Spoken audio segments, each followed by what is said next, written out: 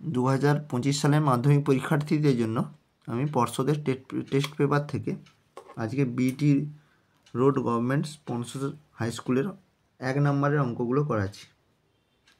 দেখো 1 দাগের অঙ্ক দেখো, শতকরা বার্ষিক সরল সুদের হার কত হলে কোনো টাকার 4 বছরে সুদ আসল 8.2/5 হবে।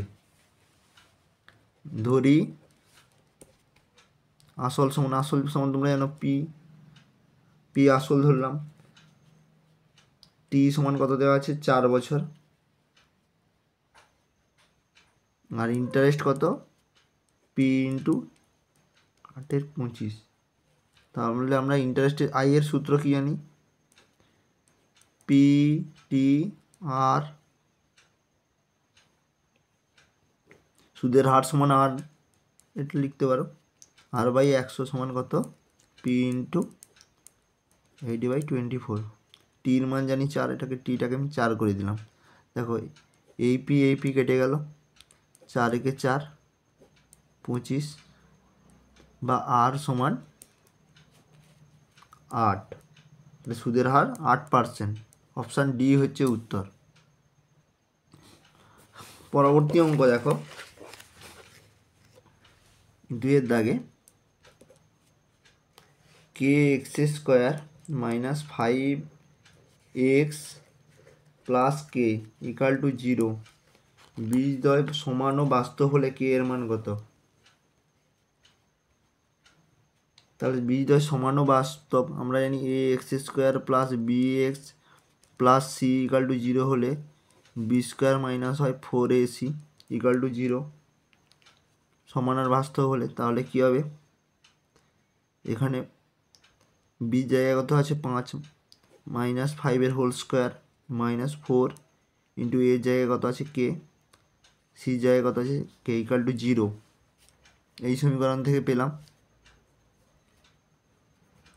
তাহলে এটা লেখা যায় 5 - 5 স্কোয়ার মানে কত +25 হবে, মাইনাস মাইনাস প্লাস হয়ে গেল সমান 4k², সমান চিহ্নের এপাশে এলো মাইনাস হলো, তাহলে k² সমান 25/4 বা k = ±5/2। পরবর্তী অঙ্ক দেখো, একটি সদৃশ্য ত্রিভুজের ক্ষেত্রফল, দুটি সদৃশ্য ত্রিভুজের ক্ষেত্রফল যথাক্রমে 36 বর্গ সেন্টিমিটার এবং 35 বর্গ সেন্টিমিটার আছে। প্রথম ত্রিভুজের একটি বাহুর দৈর্ঘ্য 9 সেন্টিমিটার, দ্বিতীয় ত্রিভুজের অনুরূপ বাহুর দৈর্ঘ্য কত হবে? তাহলে প্রথম ত্রিভুজের একটি বাহুর দৈর্ঘ্য 9, দ্বিতীয় ত্রিভুজের অনুরূপ বাহু এক্স ধরলাম, এদের অনুপাত ক্ষেত্রফলের অনুপাতের সঙ্গে সমান হবে 36/25, 9 একে 9, 9 4 36, বা উল্টে দিলে 1/xটা কী হবে, x সমান 25/4, 25কে 4 দিয়ে ভাগ করলে হয় 6.25 সেন্টিমিটার, মানে অপশান সি হচ্ছে উত্তর। পরবর্তী অঙ্ক দেখো 4এরটা কী দেওয়া আছে, সাইন থিটা ও কস থিটার ক্ষুদ্রতম মান হবে কত? দেখো এটা যদি sine theta plus cos theta এটা হোল স্কোয়ার করে দিই, হোল স্কোয়ারের রুট করলাম, তাহলে এটা হবে কত? Sine square theta plus cos square theta plus 2 into sine theta cos theta, a plus b এর হোল স্কোয়ারের সূত্রে ভাঙলাম, এর মান কত 1 + 2 সাইন থিটা কস থিটা। তাহলে এটার পুরোটার মান যদি 0 হয় তাহলে এটার মান কত হবে, √1 হবে সমান 1, তাহলে এর ক্ষুদ্রতম মান কত হবে 1, মানে অপশান বি হচ্ছে উত্তর। পরবর্তী অঙ্ক দেখো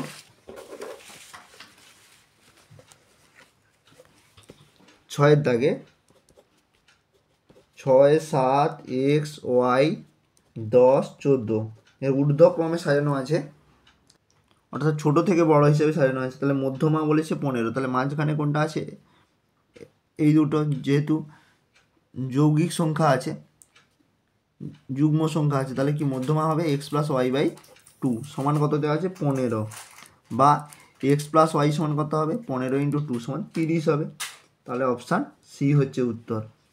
পরবর্তীতে 2-এর দাগে দেখো, 2-এর দাগের এক একটা, একটি গ্রামের জনসংখ্যা, বর্তমান জনসংখ্যা পি, প্রতি বছর জনসংখ্যা বৃদ্ধির হার 2r% হলে n বছরে জনসংখ্যা কত হবে? n বছরের জনসংখ্যা আমরা চক্রবৃদ্ধি সুদের নিয়ম জানি, p ইন্টু 1 প্লাস আর এর জায়গায় লেখা আছে এখানে 2r/100 whole to the power n।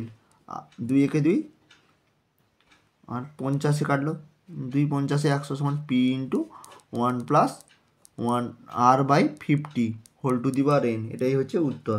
পরবর্তীতে দেখো, এর মধ্য সমানুপাতিক x হলে x এর মান বের করতে বলেছে। আমরা কি জানি মধ্য সমানুপাতিকের ক্ষেত্রে মধ্য পদের স্কয়ার সমান প্রথম পদ এবং দ্বিতীয় পদের গুণফল। প্রথম পদ আর দ্বিতীয় পদ যদি গুণ করি কি হয়, বা এটা 0 সমান আমরা করলাম, এটা দুটো গুণ করবো, তাহলে x into x minus 3 plus 2 into x minus 3, x স্কোয়ারটা সমান চিহ্নের এই পাশে নিয়ে আসবে, যেহেতু 0 লিখেছি, বা এটা কি করলে x square minus 3x plus 2x minus 6 minus x square equal to 0। X square কেটে গেল, তাহলে 3x থেকে x বিয়োগ হলে মাইনাস x, তাহলে minus x minus 6 equal to 0, বা x সমান কত হচ্ছে 6। এটাই হবে উত্তর। এর পরের অঙ্ক দেওয়া আছে, দুটি বৃত্ত পরস্পরকে ছেদ বা স্পর্শ না করলে সর্বাধিক কতগুলো সাধারণ স্পর্শক আঁকা সম্ভব। দেখো, দুটি বৃত্ত, এই একটা বৃত্ত, এই একটা বৃত্ত আছে, এটা যদি পরস্পরকে ছেদও করেনি স্পর্শও করেনি, তাহলে কতগুলো স্পর্শক আঁকা যাবে? দেখো, তির্যক স্পর্শক একটা দুটো আঁকা গেল, আর সাধারণ স্পর্শক আঁকা যাবে একটা, সরল স্পর্শক দুটো, মানে টোটাল 4টা স্পর্শক আঁকা গেল। এটাই হলো উত্তর। এর পরবর্তী অঙ্ক দেখো, একটি টাওয়ারের উচ্চতা দেওয়া আছে, 100√3। এবার পাদদেশ থেকে 100 মিটার দূরে কোনো বিন্দুর উন্নতি কোণ বের করতে বলেছে। তাহলে এই কোণটার মান বের করতে বলেছে। এই কোণটা ধরলাম থিটা, তাহলে ট্যান থিটা সমান কত? লম্ব বাই ভূমি। লম্ব কত আছে? 100 ইন্টু √3 লিখছি, 100√3কে ভেঙে লিখছি বাই 100 কেটে গেল, সমান হলো √3। ট্যান কত ডিগ্রির মান √3? ট্যান 60 ডিগ্রির মান √3, তাহলে থিটা সমান হচ্ছে 60 ডিগ্রি। এটাই হবে উত্তর। পরবর্তীতে দেখো, 5-এর দাগে দেওয়া আছে, দেখো 2r একক দৈর্ঘ্য ব্যাসার্ধ বিশিষ্ট একটি নিরেট গোলকের আয়তন। আমরা নিরেট গোলকের আয়তনের সূত্র জানি কি? 4/3 পাই r3। আর এর জায়গায় কত হবে? 2r, তাহলে r3 মানে 3 বার গুণ হবে, 2r into 2r into 2r সমান কত হচ্ছে? 4 2 8, 8 2 16, 16 2 32, 32 বাই r পাই r3 হচ্ছে ঘন একক। এটাই হবে উত্তর। ঘন একক অবশ্যই লিখবে। এর পরের অঙ্ক দেখো, x1 x2 x3 এর গড় দেওয়া আছে x বার, তাহলে 2a/3 x1 2a/3 x2 এরকমভাবে দেওয়া আছে। এর গড় কত হবে? এর গড় হবে 2a/3 x বার। এটাই উত্তর। এর পরবর্তীতে দেখো, 3-এর দাগে সত্য মিথ্যা আমরা করব। 3-এর দাগে সত্য মিথ্যা দেওয়া আছে। দেখো, প্রথম অঙ্কটা কি দেওয়া আছে?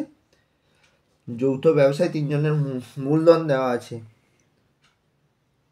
মূলধনের অনুপাত বের করতে বলেছে। তাহলে বের করি। 200 অনুপাত 150 অনুপাত 250, 0 0 কেটে দিলাম, প্রত্যেকের 5 দিয়ে ভাগ করলাম, 5 4 20, 5 3 15, 5 5 25। কিন্তু এখানে দেওয়া আছে দেখো 4:5:3, তাহলে মিথ্যা হবে, উক্তিটা মিথ্যা হবে। এবার দেওয়া আছে দেখো, এক্স স্কোয়ার ভ্যারাইজেজ ওয়াই জেড, তাহলে এক্স স্কোয়ার ভ্যারাইজেজ ওয়াই জেড হলে কী হয়?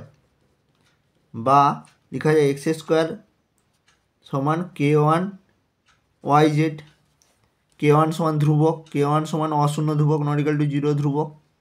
একই রকমভাবে আমরা কী লিখতে পারি? ওয়াই স্কোয়ার সমান k2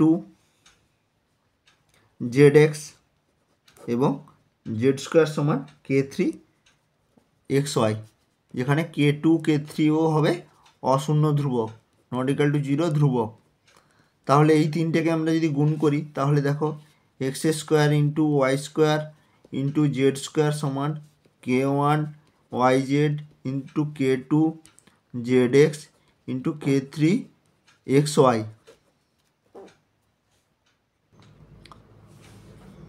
বা x square y square z square by, এখানে এগুলোকে এবার সমান চিহ্নের এপাশে নিয়ে আসছি, ওয়াই জেড, এগুলো দেখো গুণ করলে হচ্ছে দেখো y square y y y square হবে, জেড জেড জেড স্কোয়ার হবে, এক্স এক্স এক্স স্কোয়ার সমান হচ্ছে k1 k2 k3। তাহলে ওপর নিচে কেটে যাচ্ছে, দেখো কেটে 1 1 হবে। তাহলে ধ্রুবকগুলোর গুণফল কত হলো, k1 k2 k3 সমান 1/1 সমান 1, তাহলে এর মান 1 হলো। এটা হচ্ছে তাহলে সত্য। পরবর্তী অঙ্ক দেখো 3-এর দাগে, 5 সেন্টিমিটার ও 3 সেন্টিমিটার ব্যাসার্ধের দুটি বৃত্ত পরস্পরকে বহিস্থভাবে স্পর্শ করে দিলে কেন্দ্রদ্বয়ের দূরত্ব হবে 2 সেন্টিমিটার। অন্তস্থভাবে স্পর্শ করেনি, তাহলে বহিস্থভাবে স্পর্শ করেছে, মানে এরকমভাবে স্পর্শ করেছে, এরকম। কেন্দ্র দুটোর দূরত্ব কত হবে, 3 আর 5 সমান হবে 8 মিটার, 8 সেন্টিমিটার। এখানে দেওয়া আছে 2 সেন্টিমিটার, তাহলে কি উক্তিটি মিথ্যা হবে। এর পরবর্তীতে দেওয়া আছে দেখো, এর সরলতম মান বের করতে বলেছে। Sine 12 degree minus cos 78 degree সমান লেখা যায় সাইন 12 ডিগ্রি মাইনাস কসের জায়গায় লিখবো সাইন 90 ডিগ্রি মাইনাস 78 ডিগ্রি সমান হবে সাইন 12 ডিগ্রি মাইনাস সাইন 90 থেকে 78 বিয়োগ হলে সেটাও 12 হয়। তাহলে এর মান কত হয় 0। সরলতম মান 0 হবে, কিন্তু দেওয়া আছে 1, তাহলে উক্তিটা কী হবে, মিথ্যা। 5-এর দাগের অঙ্ক দেওয়া আছে দেখো, সংখ্যাগুরু মান 15 হলে এক্স এর মান 15 হবে। দেখো অন্যান্য 16টা আছে দুবার, 17টা আছে দুবার, 15টা আছে দুবার। এর মধ্যে যদি 15কে যদি সংখ্যাগুরু মান হতে হয় তাহলে 15টা 3বার থাকবে, তাহলে এক্স সমান কত হবে 15, তাহলে উক্তিটি কী হবে, সত্য। এর পরে করা আছে দেখো, 7 সেন্টিমিটার দৈর্ঘ্যের ব্যাসার্ধ বিশিষ্ট একটি নিরেট অর্ধগোলকের ক্ষেত্রফল বের করতে বলেছে। 60 সেন্টিমিটার ব্যাসার্ধ বিশিষ্ট একটি নিরেট অর্ধগোলকের ক্ষেত্রফল এত বর্গ সেন্টিমিটার। নিরেট অর্ধগোলকের ক্ষেত্রফল কি জানি, 3r স্কোয়ার। যদি কেউ না বুঝতে পারো তাহলে বলে দিচ্ছি, দেখো এটা হয় 4r স্কোয়ারের হাফ, তাহলে এটা হচ্ছে 2πr স্কোয়ার। আর এটার মান জানো তো, এই অর্ধগুলোকে যে বৃত্ত আকারে থাকে এটার মান হচ্ছে πr স্কোয়ার, মানে 3πr স্কোয়ার। 3πr স্কোয়ার সমান কত, 3 ইন্টু পাই এর মান কত 22/7, বা পাই রাখলাম, পাই রেখেছে যেহেতু, ইন্টু 7 গুণিত 7, তাহলে 7 7 49 গুণিত 3, 49কে যদি 3 দিয়ে গুণ করি কত হচ্ছে, 9 3 27, 3 4 12, 13 14, 147 পাই। কিন্তু এখানে দেওয়া আছে 392 পাই, তাহলে উক্তিটি কী হবে, মিথ্যা। তাহলে আজকের ভিডিও এই পর্যন্ত, পরবর্তী ভিডিওতে দেখা হচ্ছে।